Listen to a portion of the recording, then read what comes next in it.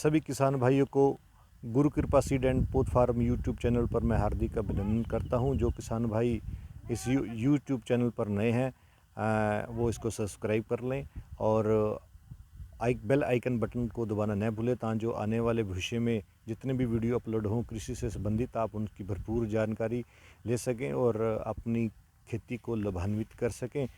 आज मुख्य रूप से वर्षा ऋतु में जो हरे चारे का किस तरह से प्रबंधन करना है उसके बारे में मैं विस्तृत जानकारी आपसे साझा करूंगा। चारे की मुख्य फसल मक्के को लेकर आपसे बात करेंगे। मक्का बहुत अच्छा चारा माना जाता है दुधारू पशुओं के लिए, क्योंकि इसमें पौष्टिक तत्व होने के साथ साथ इसमें फाइबर अधिक मात्रा में पाया जाता है, जो पशु के स्वास्थ्य के लिए अधिक महत्वपूर्ण है। एक शोध के अनुसार भारत में सिर्फ कुल 33% दुधारू पशुओं को हरा चारा उपलब्ध हो पाता है और 22% जो पशु हैं उनको सूखा चारा उपलब्ध हो पाता है। तो ये बहुत बड़ी विडंबना की बात है। एक सबसे बड़ा चौंकाने वाला मुद्दे ये रहा, चौंकाने वाला जो तथ्य है कि हमारे देश का खेती का जो जितना भी रकबा है उसका कुल 5% जो रकबा है वो हरे चारे के अंतर्गत आता है। आप इस आंकड़ों से अनुमान लगा सकते हैं कि हरे चारे की किल्लत कितनी ज़्यादा है।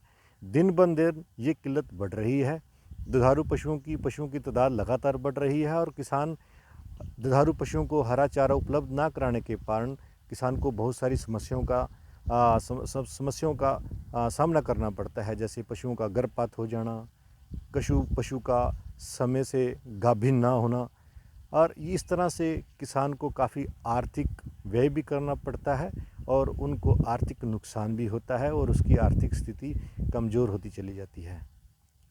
पिता तुल्य बुजुर्गों, नौजवान साथियों, मेरी मातृशक्ति माताएं और बहनें जो कृषि के सहायक क्रियाओं से जुड़ी हुई हैं, उनसे मेरा निवेदन है कि वो अपने पशुओं के लिए हरे चारे का प्रबंधन जरूर करें। स्पेशली मुख्य रूप में मक्का जो सा है वो एक बहुत अच्छी फसल है। उसमें न्यूट्रिशन की मात्रा पौष्टिक आहार के रूप में माना जाता है, उसका साइलेज बनाया जाता है।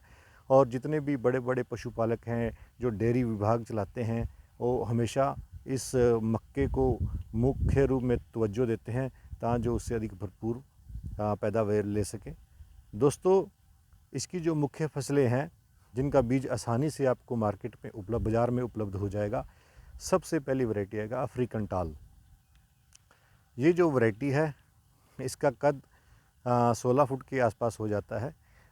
इसका जो मुख्य दूसरी जो वैरायटी है ये गिरती नहीं है और इस पे जब 90 के दिन के जब ये 70-75 के दिन के आसपास जाती है तो इसमें भुट्टे भी आने शुरू हो जाते हैं। किसान उनका भी भरपूर लाभ अपने पशुओं को दे सकते हैं। दूसरी जो किस्म है वो J1006 है, जो पंजाब खेतीबाड़ी यूनिवर्सिटी लुधियाना के द्वारा अनुमोदित की गई है। हाल ही में पंजाब एग्रीकल्चर यूनिवर्सिटी लुधियाना ने J1007 भी अनुमोदित कर दी है, लेकिन हाल में इस साल उसका बीज उपलब्ध नहीं हो पाया था। ये वैरायटी बीज उत्पादन में चली गई है, इस साल इसका उत्पादन हो जाएगा। किसान भाई J1007 का भी बीज अगले साल से ले सकेंगे पंजाब कृषि विश्वविद्यालय के सेल काउंटर लुधियाना से। और प्रतापचरी मक्का 16 ये variety Pratap agriculture university Rajasthan की वैरायटी है।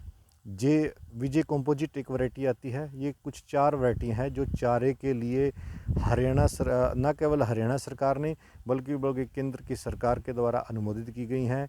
हमारी गवर्नमेंट यूनिवर्सिटी राजकीय कृषि विश्वविद्यालयों के द्वारा, केंद्र सरकार के कृषि विश्वविद्यालयों के द्वारा रिलीज़ की गई हैं और ये अपना भरपूर चारा देने में समर्थ हैं। प्रति एकड़ किसान हरा चारा मक्के का कम से कम 300 से 400 क्विंटल मक्का ले सकता है, ऐसा हमारा मानना भी है और जो हमारे कृषि वैज्ञानिक हैं उनका भी मानना है। किसान भाई अपने पशुओं को निरंतर इसका साइलेज भी बना सकते हैं और अपने पशुओं को निरंतर हरा चारा देकर जहां दुधारू पशुओं में अपने जो दाना डालते हैं उसकी कमी कर सकते हैं, उसका पैसे बचा सकते हैं। हरे चारे से उनका जो पशु है वो हमेशा स्वस्थ रहेगा, उनकी जो कार्य करने की क्षमता है वो बढ़ जाती है, उसमें गर्भ धारण करने की क्षमता बढ़ जाती है। और जो गाभिन पशु है उनके लिए तो बहुत वरदान सिद्ध हुआ है, क्योंकि जो इसमें फाइबर की मात्रा अधिक मात्रा होती है, रेशे की मात्रा अधिक होने के कारण पशुओं का जो पेट है वो स्वस्थ रहता है और पशु अपने आप को एक अच्छा महसूस करता है।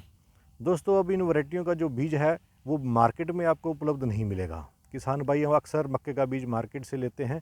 मैं आपसे यहाँ ये कहना चाहूँगा कि जो मक्का आपको मार्केट में मिलता है वो जहाँ तो मध्य प्रदेश से आता है, जहाँ बिहार से आता है। जो किसान अपने मक्के को हार्वेस्ट करते हैं, कटवा कर मंडी ले जाते हैं, वहाँ से जो व्यापारी लोग हैं उसको ख़रीदते हैं और फिर वो आपके मार्केट में आ जाता है, आप वो लेते हैं। लेकिन उसका कद नहीं हो पाता, उसकी ऊंचाई नहीं हो पाती है, उत्पादन नहीं दे पाता, बहुत लंबा टाइम लग जाता है उसका जो उसकी बढ़वार होते होते। तो इससे किसान को बहुत ज़्यादा नुकसान झेलना पड़ता है, मुश्किलों का सामना करना पड़ता है। इसलिए मैं हमेशा अपने सभी वीडियोस में इस बात के ऊपर मैं आपसे जोर देता हूँ कि आनुवंशिक बीज ही लें।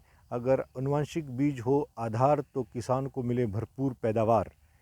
इस नारे को आपने हमेशा ध्यान में रखना है कि आनुवंशिक बीज हमने लेना है और आप इसका जो बीज है वो आपको यूनिवर्सिटी से, और जो जे अफ्रीकन टाल जो सा मक्का है वो आपको उसका उत्पादन हमारे देश की जो प्रतिष्ठित संस्थान है वो NSC नेशनल सीड कॉरपोरेशन है, उसका उत्पादन करती है। वहाँ से आपको भरपूर मात्रा में ये बीज उपलब्ध हो जाएगा। नेशनल सीड कॉरपोरेशन के जो सेल काउंटर हैं, बिक्री केंद्र हैं, वो हर एक राज्य में हैं, हर एक ज़िला स्तर पे हैं। आपको आसानी से वहाँ से ये बीज उपलब्ध हो जाएगा, वहाँ से आप इसकी बिजाई कर सकते हैं। दोस्तों, इस वैरायटी की सबसे मेन, आपने जब बिजाई करना है आपका खेत बहुत ऊंचा होना चाहिए ताकि उसमें पानी न रुक सके। जिन किसानों के खेत नीचे हैं वहाँ पानी रुक जाएगा, रुकने के बाद इसमें गलन रोग हो जाता है, ये गलना शुरू हो जाता है और इसमें दुर्गंध पैदा हो जाती है, जिससे जो पशु है वो खाते नहीं हैं और किसान को काफ़ी भारी नुकसान का सामना करना पड़ता है। इसलिए किसान भाई मक्के की बिजाई करते समय इस बात को ध्यान में रखें कि आपका खेत ऊंचा होना चाहिए, जिसमें जल भराव ना हो सके, जल निकासी आसानी से हो सके। इस तरह का खेत उपयुक्त माना जाता है। चाहे काली मिट्टी है, दोमट मिट्टी है, सभी के लिए यह बहुत उपयुक्त है। लवणीय एवं क्षारीय भूमि के लिए, दूसरे शब्दों में कलर वाली भूमि के लिए यह फसल उपयुक्त नहीं है। मेरा आप सभी से अनुरोध है कि आप इस वीडियो को, इस चैनल को, गुरु कृपा सीड एंड पौध फार्म जो चैनल है यूट्यूब पर, आप इसको सब्सक्राइब करें।